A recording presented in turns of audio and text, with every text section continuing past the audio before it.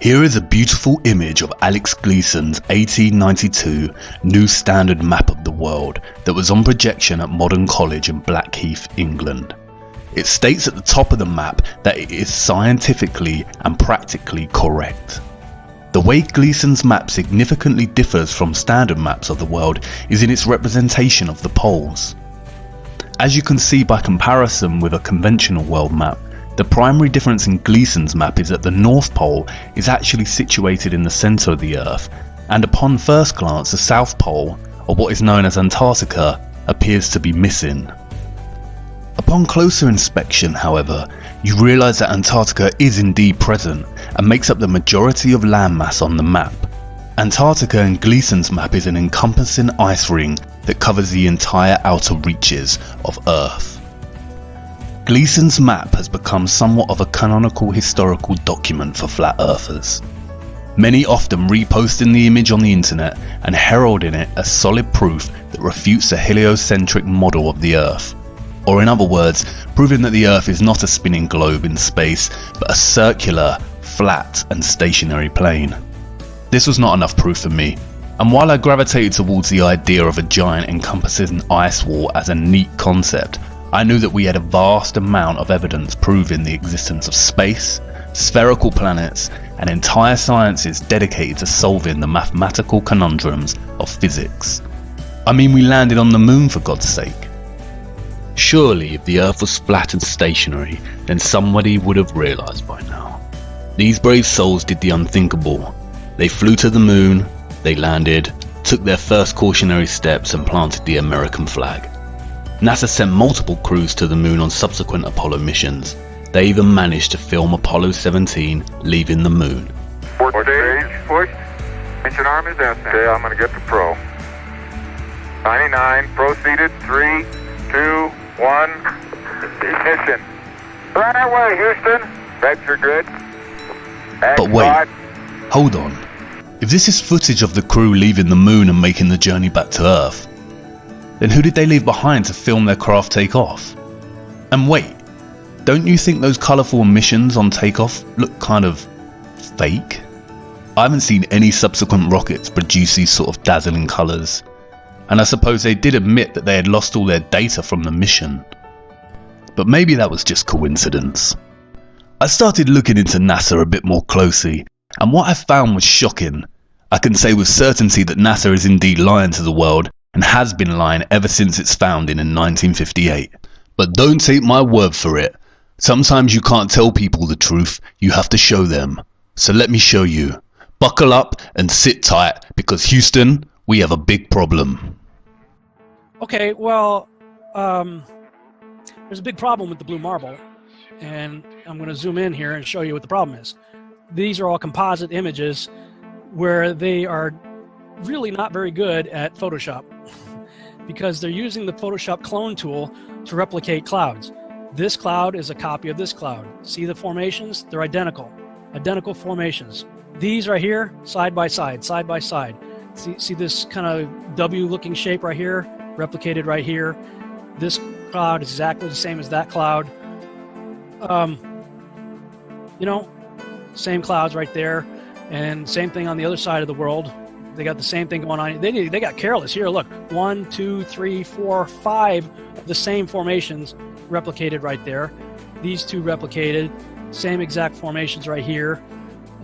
This right here is clone of that right there. I mean, really? So you're telling me that we could take pictures of Jupiter and Saturn, huge, massive planets, and now we're out going to Pluto, but we don't have one legitimate picture of the Earth from space that's not a composite? Click on this picture right here.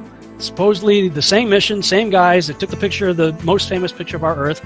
I'm going to do save image as, and let's see, Apollo Moon. Let's call it Apollo Moon 17. And I'm going to open that in Photoshop. And if those of you think this technical difficulty was planned and think I'm scamming you, go do it for yourself. Because you're going to find the exact same thing. I got nothing to hide here. This is live on the air, okay? I'm going to zoom in on the Earth in Photoshop. You see the Earth? Go to Image, Adjust, Levels, and I'm going to Bring the levels over here. And I'm going to bring the levels up. Uh-oh. What is that? Why is there a square box around the Earth allegedly taken from the scientists on the moon in Apollo 17? And people wonder why I don't trust NASA. That's why I don't trust NASA. Just another example of NASA faking space. Let's take a look here at this supposed image of Jupiter. Nothing more than CGI fakery. The supposed auroras towards the north. Let's take a look here again at NASA's official website, where it states Hubble captures vivid auroras in Jupiter's atmosphere. Here's the problem. The date of June 30th, 2016. Now take a look at this. Another so-called official image of Jupiter. This one's from back in 2014. You see the problem here?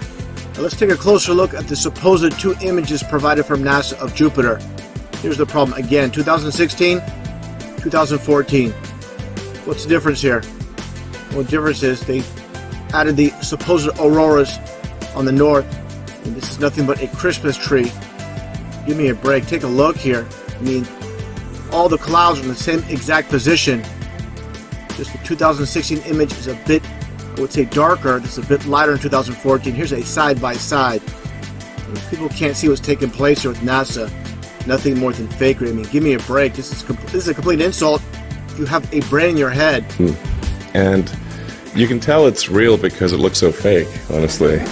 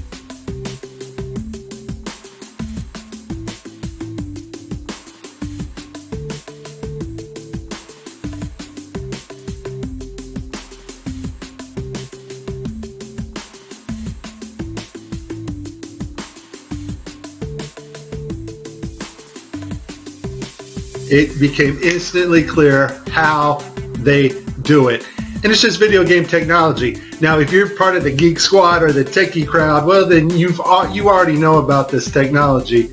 And so let's get to the video that caught my attention, and you will see the same things that I saw. Let's watch.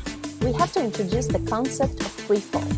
So let's use this model of the Earth. And let's enlist the help of a friend, Patsy. You might know her.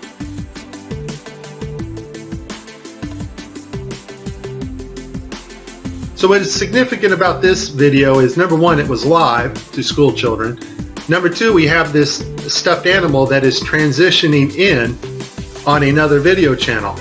And the actor is able to reach up and grab this doll in real 3D space and manipulate this doll with their hands. And so the only way you're going to pull that off is with one technology. And that technology is virtual reality.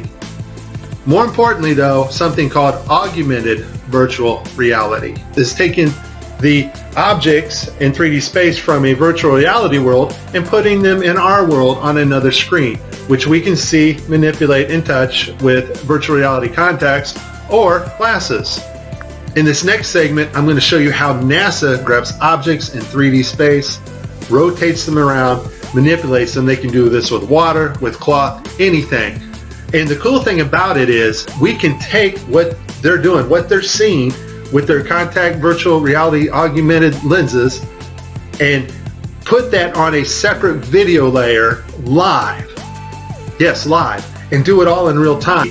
45 minutes straight of NASA messing up their virtual reality setup. I tried to pick some clips that were obvious and some not so obvious. Show you some of the contacts. We're going to see Tim Peake with his contacts in, but these are virtual reality contacts overlaid on the eyes so actors can interact with things in 3D space, all in real time. In this next shot, we will get to see the whole arm setup and the virtual reality glove that covers all the way down the arm and hand. This allows the software to broadcast what we see video-wise as his arm in a shirt sleeve. Okay, I have a lot of Tim Peake screw-ups, but this one here, the system glitches. The software does not track his hand properly, and Tim slips his hand underneath his other fingers, which is tightly holding onto the mic, which would be impossible. I don't think this is Tim's fault. Normally, Tim always moves his other fingers up while he slides his hand under.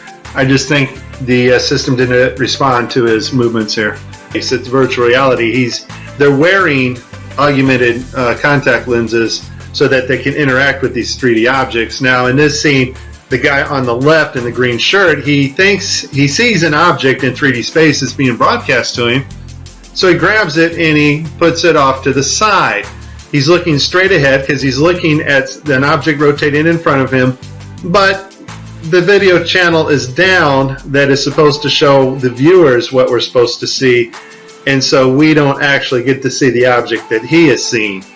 And I would just sum this up as a very terrible, bad, horrible day for NASA doing live feeds.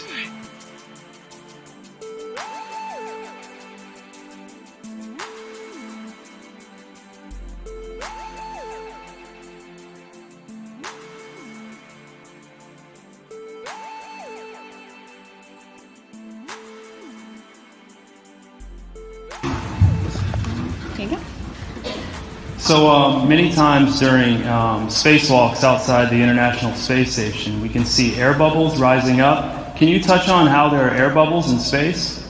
Can you be more specific? Air bubbles? So yeah, like a lot of times during the footage, the NASA footage, you can see bubbles coming up out of the helmets or kind of from underneath you. How do you explain bubbles in space? Yeah, I'm not sure exactly what you're talking about. Now sometimes you get water in the helmet, and it's either from sweat or from the cooling garments. And in some of my spacewalks, I had like water in the helmet, not like I was going to drown in the helmet, but just little bits of water probably came from sweat. Often on the outside of the space station, you'll liberate little pieces of, it's a really harsh environment out there, and the outside of the space station gets beat up pretty good. And sometimes, you'll see just little flecks of paint or something that you might have disrupted floating away from the suit. And, that's generally what that is. I've never seen any kind of air bubble anywhere. Yeah. Could it be that you're filming in an underwater pool and you're not really out there?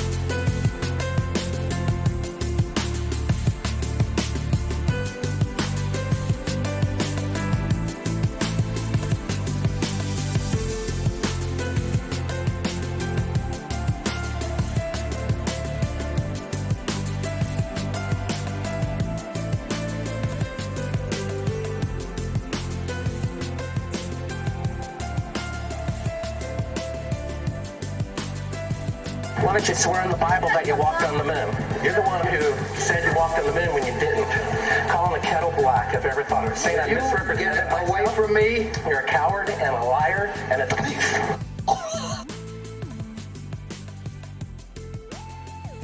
And then there is this. Official NASA research into the dynamics of an aircraft that would function over a flat and non-rotating Earth. A flat and non-rotating Earth. A flat and non-rotating Earth. What? I know NASA has a tremendous multi-billion-dollar budget, but why would the organisation waste funding research for an aircraft that functions over a flat and stationary Earth?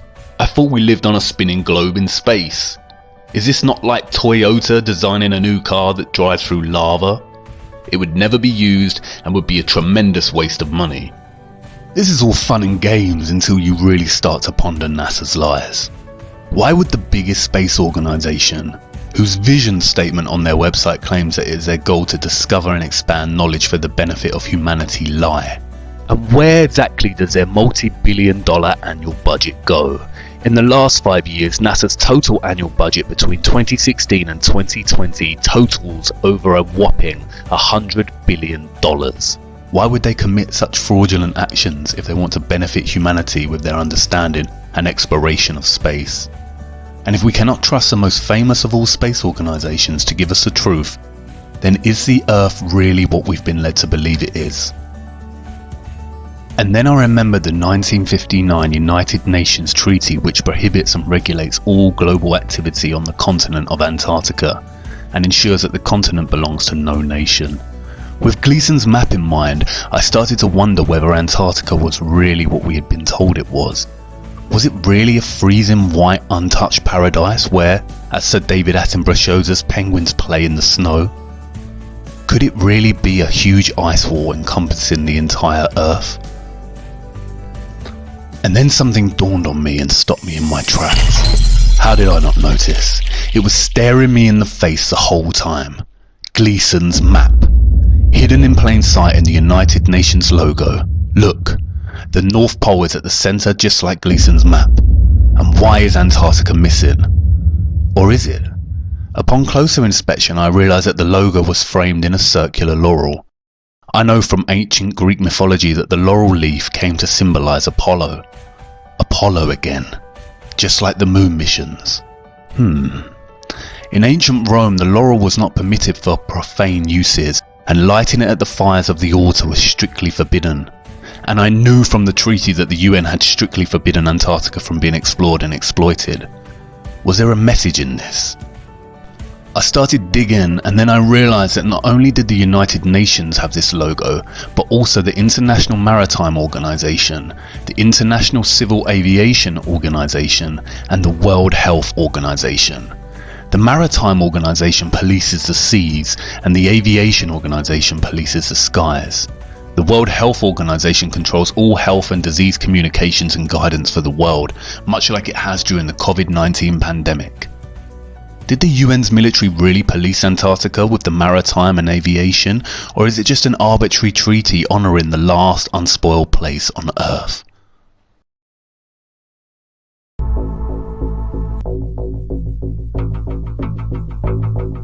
Hey, just a Navy destroyer. He will yield.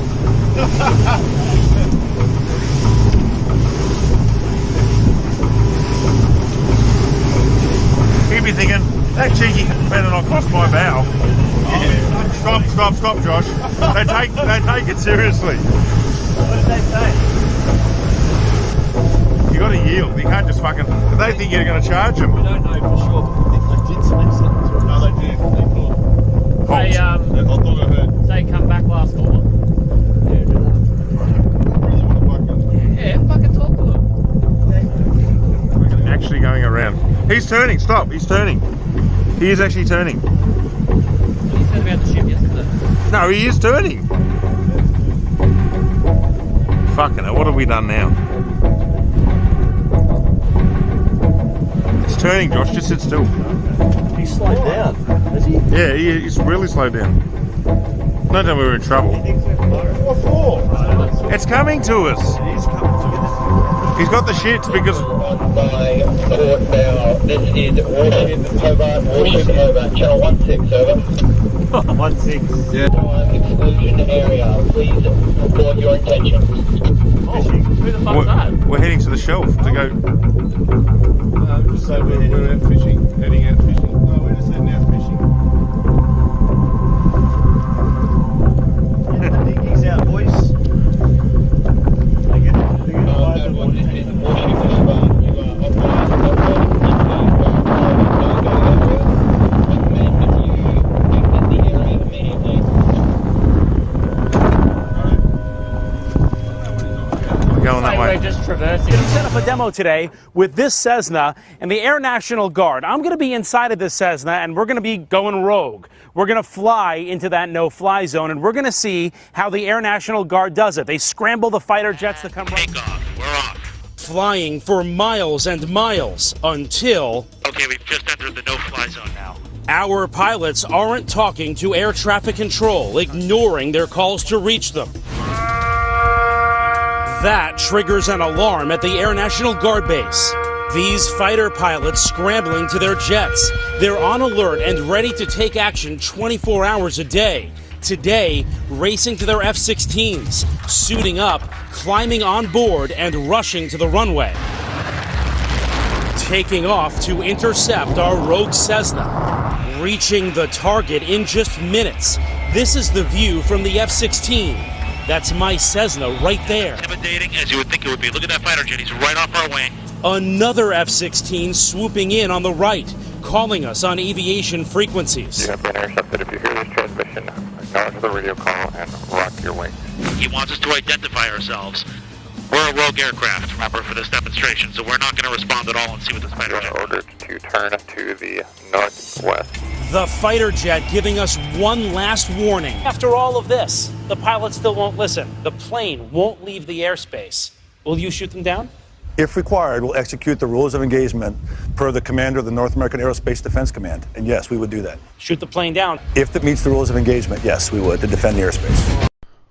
Why are they policing the parameters of Antarctica in such a vigilant way? Surely they are just protecting the penguins and seals that we've seen so often in Planet Earth and Frozen Planet documentaries. I don't know, I'm not too sure anymore, because after I stumbled across this.